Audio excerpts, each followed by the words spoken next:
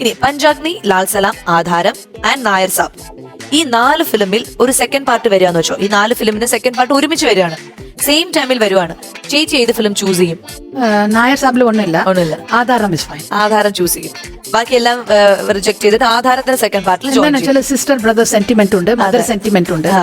അത് നല്ലത്. ഓക്കെ. ഇനി ഈ ആധാരം എന്ന് പറഞ്ഞ സിനിമയിലെ സിസ്റ്റർ ബ്രദർ സീൻസ് എന്ന് പറഞ്ഞില്ലേ, അതൊരു വല്ലാത്ത സീനായിരുന്നു. സുധീഷ് ഗീതയുടെ അനിയനായിട്ട് അതിൽ സുധീഷിന് എന്തോ തല്ലണൊരു സീനുണ്ട്, ഗീത കട്ടെന്ന് പറഞ്ഞിട്ടോ അങ്ങനെ എന്തോ ഒരു സംഭവം തോന്നുന്നു. ആ ഡീപ്പായിട്ടുള്ള റിലേഷന്റെ ആ സീൻ നമുക്കൊന്ന് കാണാം കേട്ടോ.